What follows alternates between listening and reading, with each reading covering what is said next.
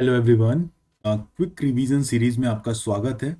चलिए हम फटाफट इस चैप्टर को रिवाइज करते हैं। हिस्ट्री का चैप्टर नंबर 2 है, क्लास 6। तो सबसे पहले हमें ये जानना है कि जो हंटर और गैदरर्स थे वो एक जगह से दूसरी जगह क्यों जाते थे। तो इसके 4 मेजर रीजन हमारे किताब में दिए हुए हैं। सबसे पहला रीजन है फॉर फूड, खाने के लिए। होता क्या था कि जब वो किसी एक जगह पे रहते थे तो वहां पे रहते रहते वहां के सारे खाना वो खा जाते थे। इस वजह से जब एक जगह का खाना खत्म हो जाता था तो वो दूसरी जगह पे चले जाते थे। सेकंड, आप देखते होंगे कि कुछ चिड़िया कुछ सीजन में आती हैं और फिर कुछ सीजन बाद वो कहीं और चली जाती हैं। तो पुराने जमाने के जो हंटर थे वो क्या करते थे, जानवरों का शिकार करते थे। तो इसीलिए जैसे कोई चिड़िया या कोई जानवर एक जगह से दूसरी जगह जाते थे तो उन्हीं के पीछे पीछे पुराने जमाने के जो लोग थे वो उनके पीछे पीछे चले जाते थे शिकार करने के लिए। थर्ड रीजन था फूड। अब आपको पता है कुछ फल कहीं पे कुछ सीजन में होते हैं और फिर वो दूसरे सीजन में कहीं और पे होते हैं। तो खाना के लिए मतलब जो फल हैं, जो फूल हैं, फूड हैं, उनके लिए भी वो सीजन के अकॉर्डिंग मौसम के हिसाब से अपनी लोकेशन चेंज करते थे। और लास्ट है वाटर। आप इसको ऊपर नीचे लिख सकते हैं, इससे कोई फर्क नहीं पड़ता, कोई सा भी सीक्वेंस फॉलो कर सकते हैं आप इसको। और पानी की वजह से ट्रैवल करते थे। पानी की वजह से इसलिए ट्रैवल करते थे, आपको पता है कई बार हम देखते हैं कि साल में कुछ वक्त ऐसा आता है जब पानी की शॉर्टेज हो जाती है। तो इस वजह से वो क्या करते थे, एक जगह से दूसरी जगह चले जाते थे। जब जहां वो रह रहे हैं उस नदी का पानी सूख जाए या उस तालाब का पानी सूख जाए तो पानी के लिए वो एक जगह से दूसरी जगह भी जाते थे। तो एग्जाम में ये आएगा, आप इसमें से 2 से 3 पॉइंट पक्का लिखेंगे। चलिए अगला क्वेश्चन आता है आपका। वेट ए सेकेंड। हाँ, ये पॉइंट आपको याद करना है कि जो पुराने जमाने के लोग थे वो पत्थरों का काम क्या करते थे, जानवरों को मारने के लिए, गड्ढा खोदने के लिए और कपड़े सिलने के लिए। ये आपके एग्जाम मतलब पूरे चैप्टर का सबसे इंपॉर्टेंट पोर्शन है। एग्जाम में यहीं से क्वेश्चन आते हैं कि आपसे पूछा जाएगा पिट हाउस कहाँ पाया गया था, तो उसका आंसर है बुर्जोहम में। पिट हाउस होता क्या है कि जमीन के अंदर गड्ढा करके लोग रहते हैं। अच्छा, पिट हाउस में दो चीज और इंपॉर्टेंट है। पहला ये कि जब सर्दी लगती थी तो लोग पिट हाउस के अंदर रहते थे क्योंकि जमीन के अंदर गर्मी रहती है और ठंडी हवा जमीन के अंदर नहीं घुस पाती। सेकेंडली क्या था कि जो पिट हाउस है उसके अंदर और उसके बाहर चूल्हा बना रखा था। अगर ठंड है तो लोग पिट हाउस के अंदर खाना बनाएंगे और मौसम ठीक है तो पिट हाउस के बाहर लोग खाना बनाएंगे। एक और पॉइंट ये बताया जाता है आपको कि जो पिट हाउस है उसमें घुसने के लिए सीढ़ी बनाई हुई होती है। तो बस आपको ये पॉइंट याद रखना है। और पिट हाउस कहाँ था, बुर्जोहम। और बुर्जोहम आप मैप में देख सकते हो कि कश्मीर में मौजूद है। फिर अगला क्वेश्चन आता है मेहरगढ़ के बारे में आपसे पूछा जाएगा। मेहरगढ़ में वो जगह है जो बोलन पास के पास है। यहाँ पे एक पास है बोलन पास, बोलन, आपको नाम याद रख लेना है, बोलन पास। ठीक है, स्पेलिंग मैं दिखा देता हूँ यहाँ पे आपको। BOLAN, बोलन पास, PASS। इस पास से होकर ही हम मेहरगढ़ जा सकते हैं। खैर, मेहरगढ़ से इंपॉर्टेंट पॉइंट क्या आपको याद रखना है कि यहाँ पे एक आदमी दफनाया गया था जिसके साथ एक बकरी दफनाई गई थी। क्यों दफनाई गई थी, उसका कारण ये माना जाता है कि लोगों को ये लगता था कि जो दूसरा जन्म होगा या जहाँ पे भी वो इंसान मरने के बाद गया है वहां पे बकरी उसकी सेवा करेगी, मतलब बकरी उसको दूध देगी। अगर उसके साथ वो खेलता हो तो बकरी उसके साथ खेलेगी, जो भी इस तरह की चीज। फिर मेहरगढ़ में एक और बात आपको याद रखनी है कि वहां के जितने भी घर थे वो क्या थे, स्क्वायर थे या फिर रेक्टेंगल थे। और हर घरों में 4 या 4 से ज्यादा कमरे थे, कंपार्टमेंट। मेहरगढ़ में गेहूं की और बकरी और भेड़ ये पाए गए थे। तो ये पॉइंट है आपका मेहरगढ़ से रिलेटेड। और सबसे इंपॉर्टेंट एक और है कुरनूल। कुरनूल वो जगह है जहां पे राख पाई गई। राख पाने का मतलब यह है कि लोगों को आग का इस्तेमाल करना आता था। तो आप रिपीट कर सकते हैं इस चीज को। बुरजोहम जहाँ पे पिट हाउस है, मेहरगढ़ जहाँ पे चौकोर या रेक्टेंगल वाले घर हैं और वहां पे इंसान को दफनाया गया, ये इंपॉर्टेंट ज्यादा पॉइंट है। और कुरनूल में आग लगी थी आपको, मतलब आग के आपको कुरनूल में राख मिली थी।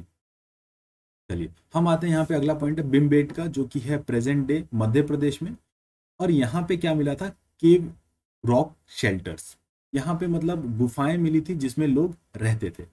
और ऐसा क्यों किया जाता था, क्योंकि इन गुफाओं से क्या होता था, लोग को गर्मी से, बरसात से और तेज हवाओं से सुरक्षा मिलती थी।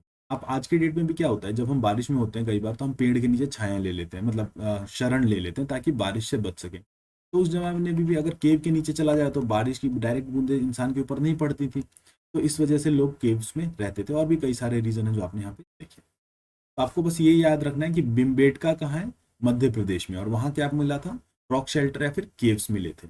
बस आपको इतना ही याद रखना है एग्जाम से रिलेटेड। अब आगे देखते हैं। साइट्स का डेफिनेशन आपको पता होना चाहिए कि साइट्स वो जगह है जहाँ पे हमें कुछ टूल्स मिले, कुछ बर्तन मिले या कुछ बिल्डिंग्स मिले, कोई भी ऐसी जगह जहाँ पे बहुत पुरानी चीजें अगर हमें मिलती हैं तो हम उसे साइट्स बोलते हैं। ठीक है। और कई बार ऐसा नहीं है कि हमें ऊपर ही मिलते, कई बार हम जमीन के अंदर खोद के भी हम चीजों को निकालते हैं। कुरनूल वाली बात मैंने आपको पहले ही बता दी है। ये कुछ नाम है स्टोन एज के, पैलियोलिथिक, मीजोलिथिक, नियोलिथिक। बस आपको याद रखना है ये 3 नाम। इससे ईयर ऐसे पूछे नहीं जाते, मगर ये याद रखो 20 लाख साल से लगभग 12,000 साल तक, 12,000 से लगभग 10,000 तक। और मीसोलिथिक में ही माइक्रोलिथिक पीरियड होता है। मतलब मीसोलिथिक में जो पत्थर यूज होते हैं स्टोन एज वाले, वो बहुत छोटे साइज के होते हैं। नियोलिथिक 10,000 से 4,000 साल लगभग अप्रॉक्स। आपको इससे ज्यादा इसमें पढ़ने की जरूरत नहीं, कुछ याद करने की जरूरत नहीं है, ये हम रिवीजन के लिए एग्जाम के हिसाब से कर रहे हैं।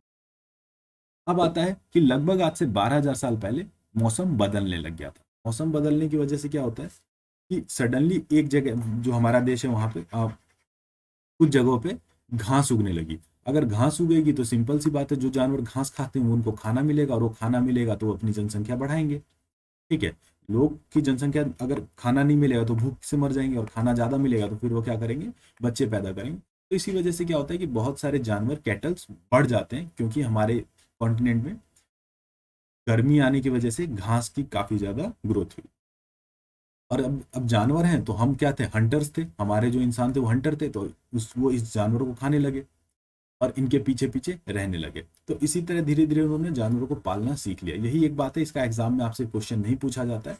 बस आप याद रखो कि लगभग आज से 12,000 साल पहले क्लाइमेट चेंज आया था, और इससे क्या हुआ था कि ग्रासलैंड डेवलप हुए थे। बस आपको याद रखना है 12,000 साल पहले, मैं कर देता हूँ, क्लाइमेट चेंज हुआ और उस वजह से ग्रासलैंड डेवलप हुए, और उसी वजह से हम क्या बन गए, हंटर्स बन गए। ठीक है।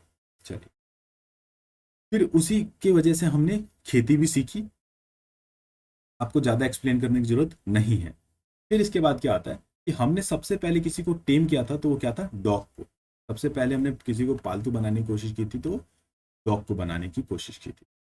बस इतना ही आपको याद रखना है। 2 चीज है, एक वर्ड है डोमेस्टिकेशन। डोमेस्टिकेशन हम प्लांट्स का भी करते हैं और एनिमल्स का भी करते हैं। आपको यह करना है कि उस डोमेस्टिकेशन का मतलब क्या होता है कि हम प्लांट और एनिमल को अपने अकॉर्डिंग चेंज करते हैं और अपने पास पालते हैं। ठीक है। आप इस पैराग्राफ को पढ़ लोगे, आपको समझ आ जाएगा। बाकी चलो मैं फ्री हूँ, मैं बता ही देता हूँ आपको। इसमें क्या होता है कि हम प्लांट्स और एनिमल्स को पालते हैं, उनका देखभाल करते हैं, और धीरे धीरे हम उनको अपने अकॉर्डिंग चेंज करते हैं। ठीक है। हम उन्हीं प्लांट्स को चुनेंगे जो कि बहुत ही अच्छे हों, और मतलब उनमें बीमारी जल्दी ना लगे, वो ज़्यादा से ज़्यादा फसल दे। ठीक है। ये हम करते हैं डोमेस्टिकेशन में, उन्हीं प्लांट्स को चुनते हैं। हम उन एनिमल्स को चुनते हैं जो हार्म ना पहुंचाए, जो प्यार से रहते हो, और उनकी बेस्ट ब्रीड को चुनते हैं और उनको हम पालते हैं। और धीरे धीरे इस वजह से वो अपने जंगली दोस्तों, अपने जंगली रिश्तेदारों से काफी अलग दिखने लगे। चलिए, एग्जाम में आपका ऐसा क्वेश्चन नहीं आने वाला है, घबराएं मत। अब